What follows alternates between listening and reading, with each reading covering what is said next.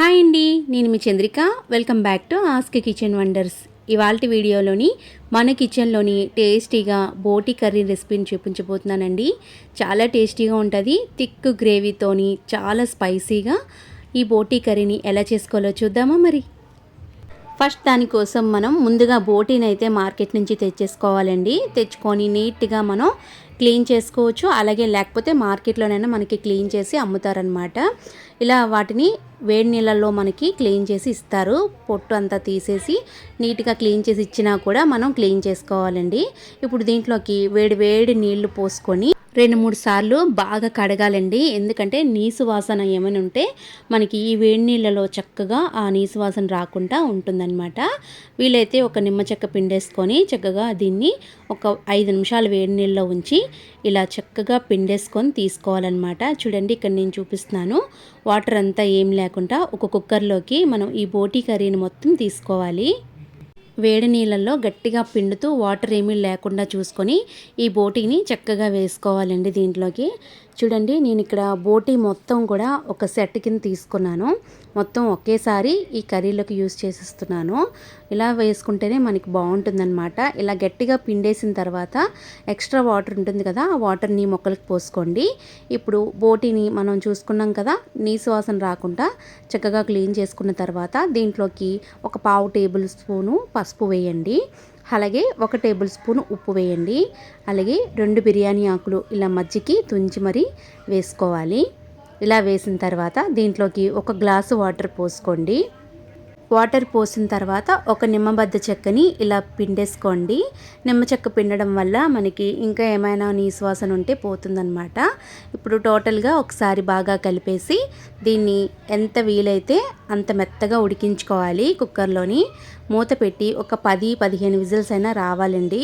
బోటీ ఉడకడానికి మనకి కంపల్సరిగా విజిల్స్ అయితే పెట్టుకోవాలి. అప్పుడే మనకి మెత్తగా ఉడికి బాగుంటుందన్నమాట. బోటీలోకి కావాల్సిన పదార్థాలు ఏంటి చూసేద్దాము. ఇక్కడ ఉల్లిపాయలు సన్నగా తరిగి పెట్టి ఉల్లిపాయలు, కరివేపాకు, కొంచెం కొత్తిమీర, అలాగే 2 టమాటాలని మెత్తగా గుజ్జుగా చేసి ఇలా తీసుకోవాలన్నమాట. ఇప్పుడు వీటన్నిటిని కూడా పక్కన పెట్టండి. ఇప్పుడు బోటీ ఉడికిందో లేదో చూద్దామండి. 15 విజిల్స్ తర్వాత మనం బోటీ తీసి చూస్తున్నాము. చూసారా ఎంత వాటర్ ఉందో? ఈ వాటర్ అంతా మనం యూస్ చేయమండి కర్రీలోకి. ఓన్లీ బోటీ మాత్రమే తీసుకుంటాం. మెత్తగా ఉడికిపోయిందనమాట. ఇప్పుడు దీంట్లో మనం బిర్యానీ ఆకు వేసాం కదండి, అది సపరేట్ చేసేసుకోవాలి. ఇలా ఆకులన్నీ తీసేసి ఇప్పుడు ఒక ప్యాన్ తీసుకోండి. ఇప్పుడు దీంట్లోకి 2 టేబుల్ స్పూన్ ధనియాలు, 1 టేబుల్ స్పూన్ జీలకర్ర, అలాగే హోల్ గరం మసాలా, ఇలాచీ, చెక్క, పువ్వు, అలాగే కొద్దిగా 5 లవంగాలు కూడా వేసి వీటన్నిటిని దోరగా వేయించుకోవాలి. ఇప్పుడు దీంట్లోకి చిటికెడు మెంతులు కూడా వేసుకోండి. మెంతులు ఎక్కువ వేయకండి, చిటికెడైతే సరిపోతుంది. వీటిని కూడా చక్కగా వేసి దోరగా వేయించండి. లో ఫ్లేమ్లో పెట్టి మంచి అరోమా వచ్చేంత వరకు వేయించుకోండి. ఇలా వేయించిన తర్వాత లాస్ట్లోని 2 టేబుల్ స్పూన్ వరకు కొబ్బరి పొడి, 1 టేబుల్ స్పూన్ గసగసాలు, వీటిని కూడా వేసి ఒక్క 1 మినిట్ పాటు కొద్దిగా వేయించేసుకొని స్టవ్ ఆఫ్ చేసేసుకోండి.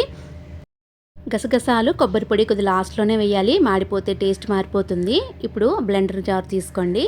దీంట్లోకి మనం వేయించినవి కొద్దిగా చల్లారిన తర్వాత ఈ బ్లెండర్లో వేసి మెత్తగా పొడి చేసుకోవాలన్నమాట. ఇలా కొద్దిగా వేసుకుంటూ మెత్తని పొడిలాగా మనం దీన్ని గ్రైండ్ చేసుకోవాలి. ఈ బోటీ కర్రీకి ఇదే మసాలా అండి మనం టోటల్గా ఇక్కడ యూస్ చేస్తున్నాము. ఇది ఎంత వీలైతే అంత మెత్తగా గ్రైండ్ చేసుకోండి. ఇప్పుడు చూడండి, ఇప్పుడు నేను చూపిస్తున్నాను కదా, మసాలా పౌడర్ అనేది మనకి ఇంత మెత్తగా ఉండాలి. అప్పుడే మనకి కర్రీలోకి బాగుంటుందన్నమాట. ఇలా తీసుకున్న మసాలాల్ని పక్కన పెట్టండి. ఇప్పుడు ఒక కడాయి తీసుకొని 4-5 టేబుల్ స్పూన్ వరకు ఆయిల్ వేయండి. ముందుగా మనం ఉల్లిపాయలు, కరివేపాకు, పచ్చిమిర్చి తరిగి పెట్టుకున్నాం కదండి, వాటన్నిటిని కూడా వేసి దోరగా వేయించాలి. ఉల్లిపాయలు చక్కగా వేగడానికి ఇక్కడ నేను 1 టేబుల్ స్పూను ఉప్పు వేస్తున్నానండి. ఉప్పు వేసిన తర్వాత ఉల్లిపాయలు దోరగా వేగాలి. ఎంత వీలైతే అంత దోరగా వేయించుకోండి. ఇప్పుడు ఇలా వేగుతున్నప్పుడే దీంట్లోకి కొంచెం కొత్తిమీర కూడా వేసి బాగా వేయించండి. బోటీ కర్రీకి కొంచెం ఆయిల్ ఎక్కువే పడుతుందండి, చూసుకొని వేసుకోండి. ఇప్పుడు ఇలా ఉల్లిపాయలు వేగిన తర్వాత 2 టేబుల్ స్పూన్ వరకు జింజర్ గార్లిక్ పేస్ట్ వేసి పచ్చివాసన పోయేంత వరకు ఈ పేస్ట్ కూడా చక్కగా వేయించుకోవాలి. ఇప్పుడు ముందుగా ఇలా వేగిన తర్వాత మనం ఉడికించి పెట్టుకున్న ఈ బోటీని మొత్తం కూడా వేసుకోవాలండి. బోటీ వేసిన తర్వాత ఈ ఉల్లిపాయలతో పాటు బోటీని కూడా మనం చక్కగా వేయించుకోవాలి. ఓ 10-15 నిమిషాలైనా పడుతుంది. లో ఫ్లేమ్లో పెట్టి బోటీని ఈ ఆయిల్లో ఫ్రై చేసుకోవాలండి. ఇలా బాగా ఫ్రై చేసిన దాంట్లోని మిగతా ఇంగ్రీడియంట్స్ అయితే మనం వేసుకుందామండి. బోటిని ఎంత ఫ్రై చేస్తే అంత బాగా ఫ్రై చేయండి, అప్పుడే టేస్ట్ అనేది ఇంకా బాగుంటుందన్నమాట. ఇలా వేగిన దాంట్లోని ఇప్పుడు మనం కారం ఎంత తినగలరో దాన్ని బట్టి మీరు కారం యూజ్ చేసుకోవచ్చు. నేనైతే 2 టేబుల్ స్పూన్ వరకు కారం తీసుకోండి. అలాగే దీంట్లోకి 1 table spoon garam masala powder వేసుకోండి. ఇప్పుడు మనం గ్రైండ్ చేసి పెట్టుకున్నాం కదండి, ఆ గరం మసాలా పౌడర్ని వేసుకోవాలి. వేసిన తర్వాత మసాలా అంతా బాగా పట్టేలాగా ఈ బోటి మొత్తాన్ని బాగా కలుపుకోవాలి. మీరు ఒకవేళ డ్రైగా తినాలి అనుకుంటే ఇలా వేయించుకొని కొంచెం కొత్తిమీర జల్లి మీరు తినేసేయచ్చు. ఇప్పుడు మనం గ్రేవీలా చేసుకుంటున్నాం కాబట్టి ఒక గ్లాస్ వాటర్ అయితే పోసుకోవాలి. మనం గ్రేవీలా కావాలనుకుంటున్నాం కాబట్టి ఇలా గ్లాస్ వాటర్ పోసి మరొక 5 నిమిషాల పాటు దీన్ని మూత పెట్టి చక్కగా కుక్ చేసుకోవాలండి. ఇలా కొద్దిగా చుట్టుపక్కల నుంచి అంతా కలుపుకొని 5 నిమిషాల పాటు దీన్ని ఉడికించుకోండి.